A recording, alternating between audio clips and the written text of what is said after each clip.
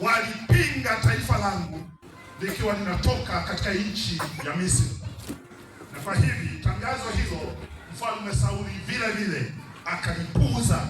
Uongozi wa Sauli ulijaa shida, ulijaa changamoto, ulijaa huzuni kwa taifa la Mungu la Israeli. Matokeo yake wengi walienda kwa Samueli kutaka ushauri namna gani aweze kuwa, namna gani taifa lisafiri. Na kwa hivi sura ya 31 ya kitabu cha Samueli wa kwanza tunaona hitimisho la mfalme wa Sauli ambaye hakuwa chaguo la Mungu bali alikuwa ni chaguo la wanadamu. Tunaambiwa sura hii inatujulisha mauaji ya kutisha yaliyotokea katika mlima wa Gilboa. Ndio wapendwa, tutaweza kuwa viongozi, lakini laiti kama hatutamsikiliza Mungu. Uko mlima wa Gilboa, uko mlima wa Gilboa, mahali ambako ulikuwa ni mwisho wa mfalme Sauli asiyemcha Bwana, asiyemsikiliza Bwana sauti yake. Tunaambiwa Sauli baada ya kulitesa taifa, kulipoteza katika haki, kuwafanya watu wasisimame katika uaminifu, uongozi wake ulifika mwisho. Katika milima ya Gilboa Sauli alikufa. Wakati Israeli wako katika vita na Wafilisti, walijifanyia ngome katika milima ya Gilboa, kiasi cha kwamba walijua Wafilisti wasingeweza kuvuka ule mto Jalud, kwamba waweze kuwavamia na kuwateka. Kinyume chake, Mungu aliruhusu kifo cha mfalme mbaya, mfalme wa kwanza wa taifa la Israeli. Mungu anaruhusu Israeli kupigwa katika milima ya Gilboa. Uasi wa Sauli ambaye ulifika mwisho, asingeweza kupata msaada. Ni kweli kwamba tunafahamu hapo mwisho, baada ya kumuuliza Mungu kwa Umim na Thumim, anamuuliza Mungu aingilia kati juu ya mataifa, juu ya matatizo yaliyokuwa yanatokea Israeli. Mungu hakujibu. Mfalme Sauli akachukua jukumu la kwenda kwa mwanamke wa Endor kumuuliza juu ya hatima ya taifa la Mungu, maana Mungu alikuwa amekoma kusema naye. Tunaambiwa alienda kwa mwanamke wa Endor, yule mchawi wa Endor, akisema Samueli alikuwa amekufa, na kwa sababu mashauri mengi aliyapata kwa kuhani Samueli, anaenda kwa mwanamke wa Endor, mwanamke ambaye tunaambiwa akamzushia Samueli. Na kwa hivi jambo hilo lilikuwa ni kosa baya mno, lilikuwa ni kosa baya kwa mfalme Sauli kwenda kutafuta uganga, kutafuta uamuzi kwa mambo yaliyohusu mustakabali wa taifa. Wapendwa, tunaambiwa jambo hilo likawa ni tendo na hukumu.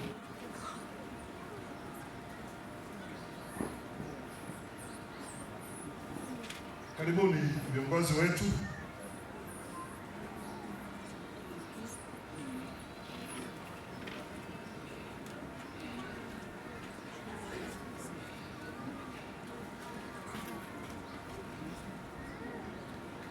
Karibuni na Bwana wabariki. Tendo la mfalme Sauli kwenda Endori, hukumu yake ilikatwa na matokeo yake alianguka katika milima ya Gilboa. Kifo cha Sauli, wapendwa, kinatokea kama uasi wake. Utasoma haya mafungu kwa sababu ya Mungu.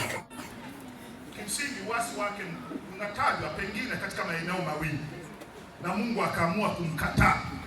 Samueli wa kwanza 10:7 na 8 alipewa maelekezo ya kufanya na Samueli, lakini Samueli wa kwanza sura ya 13:8 na 14 tunaambiwa alipewa maelekezo, akakaidi yale maelekezo, akafanya kafara, jambo ambalo asingeweza kulifanya.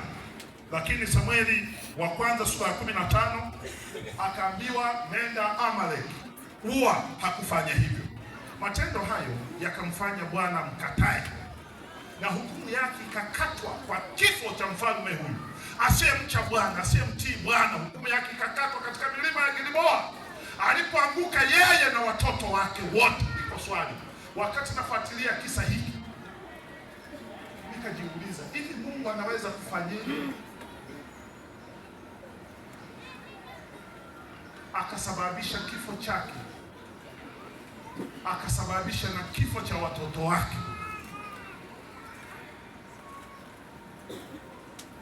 Watoto wote wakafa katika vile vita vya Gilboa. Wapendwa, kifo cha Samueli, kifo cha Sauli kikamfanya Mungu, na kimsingi kabla ya kifo cha Sauli Mungu alikuwa tayari ashaanza kujitafutia mfalme atakayefaa. Kitabu cha Samueli wa kwanza sura ya 16. Biblia yangu inasema, nitaruka vitu vingi kwa sababu ya muda, lakini basi toshe, muda usingekuwa sababu ya kutokumsikiliza Mungu akinena nasi. Samueli wa kwanza sura ya 16. Bwana akamwambia Samueli, hata lini utamlilia Sauli? Hata lini utamlilia Sauli, ikiwa mimi nimemkataa asiwamiliki Israeli? Ijaze pembe yako mafuta, uende, nami nitakupeleka kwa Yese Bethlehemu, maana nimejipatia mfalme katika wanawe. Samueli akasema, nawezaje kwenda?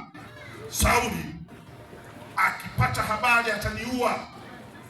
Basi Bwana akasema, chukua ndama pamoja nao, ukaseme, nimekuja ili kumtolea Bwana dhabihu. Ukamwita Yese aje kwenye dhabihu, nami nitakuonyesha utakayotenda, nawe utamtia mafuta yule nitakayemtaja kwako. Fungu la 4 linasema, Samueli akafanya hayo aliyosema Bwana, akaenda Bethlehemu. Wakaja wazee wa mji kumlaki wakitetemeka, nao wakasema, je, umekuja kwa amani? Naye akasema, naam, kwa amani. Nimekuja kumtolea Bwana dhabihu. Jitakaseni, njoni pamoja nami kwenye dhabihu. Akawatakasa Yese na wanawe, akawaita kwenye dhabihu. Fungu la 6, ikawa alipokuja alimtazama Eliabu. Bwana anafanya mchakato ya kupata mfalme atakayemchagua. Ndiyo, mfalme Sauli angali hai, lakini Bwana amemkataa. Mchakato tayari umeshaanza. Macho ya Bwana yamemwona kijana mdogo mwaminifu anayetii neno la Bwana, asiyeenda katika njia inayoyumba. Macho ya Bwana yamemwona Daudi katika nyumba ya Yese,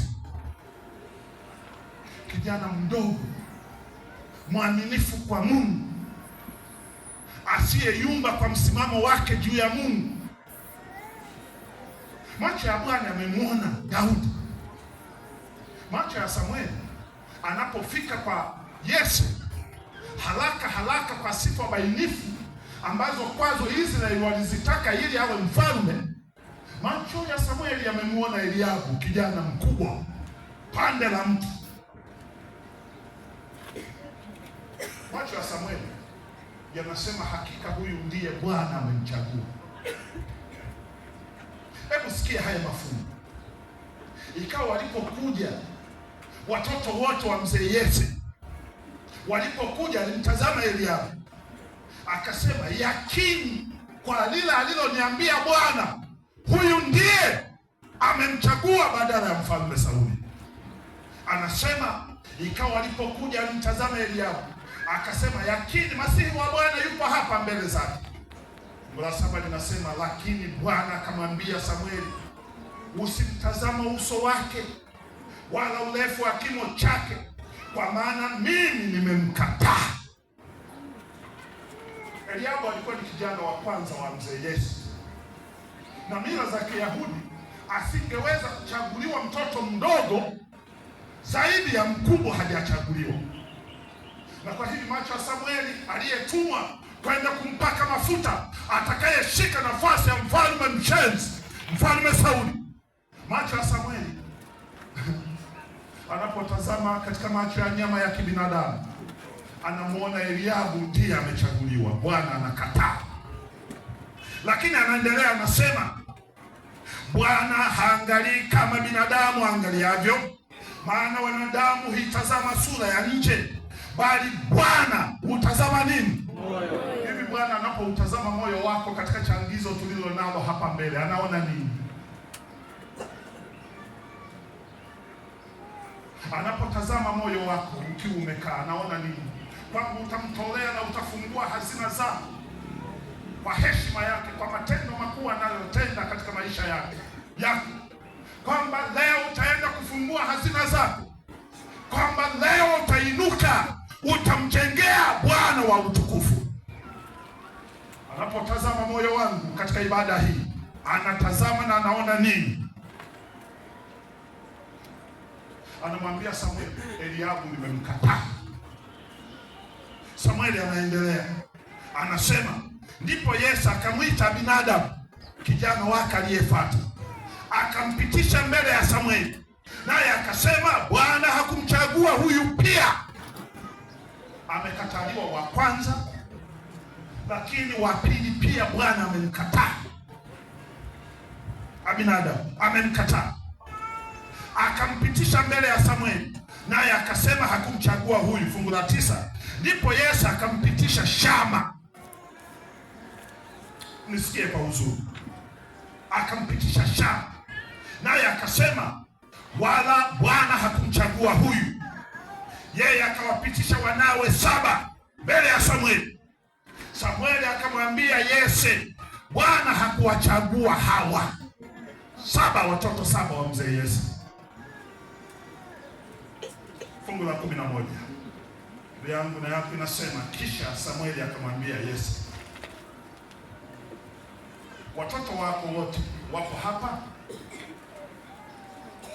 Mzee Yese, watoto wako wote wako hapa?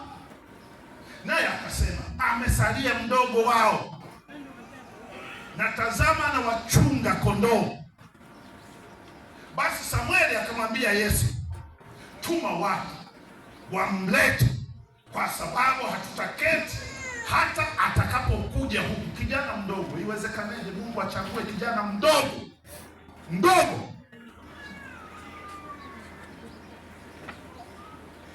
yangu na yake inasema, fungu la 12, basi akatuma mtu, naye akamleta kwao, naye alikuwa mwekundu, mwenye macho mazuri, na umbo lake lilikuwa la kupendeza. Bwana akasema, ondoka, umtie nini? Mafuta, maana huyu ndiye niliyemchagua. Amen. Bwana Yesu asifiwe. Amen. Si ndio wewe leo umechaguliwa kujenga nyumba ya Bwana wa utukufu? Si ndio wewe? Ndio. Leo anatamani akutumie. Amen. Kwa kazi yake takatifu iliyo mbele yetu. Amen. Si ndio wewe? Ndio uliyealikwa katika mikutano hii. Ndio. Tulikuwa na watu wengi wa kualika. Unaweza ukajiuliza kwa nini umealikwa wewe? Watu ni wengi wa kualika. Kwa nini tumekualika wewe? Bwana anahitaji akutumie kwa namna ya pekee. Jamani, Bwana Yesu asifiwe. Amen. Mfalme Daudi akachaguliwa, na anapokuja kutoka machungoni, Samueli anashangaa, nika kijana kadogo mno, lakini Bwana anasema huyu ndiye nimemchagua. Washiriki wa haya makanisa manne, leo Bwana ametuchagua tumfanyie kazi. Amen. Wageni wetu wote tuliowaalika, Bwana amewachagua tumfanyie kazi. Amen. Watu walikuwa ni wengi wa kualika, lakini kwa nini? Maana Bwana ana mpango na wote waliojihudhurisha katika ibada ya siku ya leo. Bwana asifiwe. Amen. Na kwa Daudi akachaguliwa. Tumalizie kisa hiki kidogo, nieleze mambo kadha wa kadha, baadaye tumalize. Biblia inasema akachaguliwa. Fungu la 13, ndipo Samueli akaitwa ile pembe mafuta, akamtia mafuta kati ya ndugu zake, na Roho wa Bwana ikamjia Daudi kwa nguvu. Tangu siku ile Roho ya Bwana ikamjia Daudi. Basi Samueli akaondoka akaenda zake. Wapendwa wangu, Daudi akachaguliwa, na kwa kweli akapewa majukumu. Wapendwa, Mungu anapotuchagua anatuchagua akitupa majukumu ya kufanya kwa uaminifu.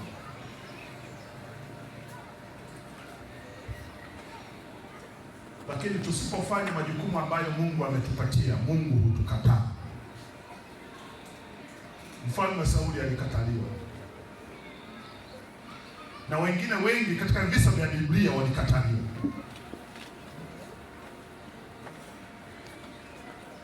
Leo sisi ametuchagua, tunalo jambo la kumfanyia, na kitendo cha kukataa kufanya majukumu yake, iko siku tutavuna.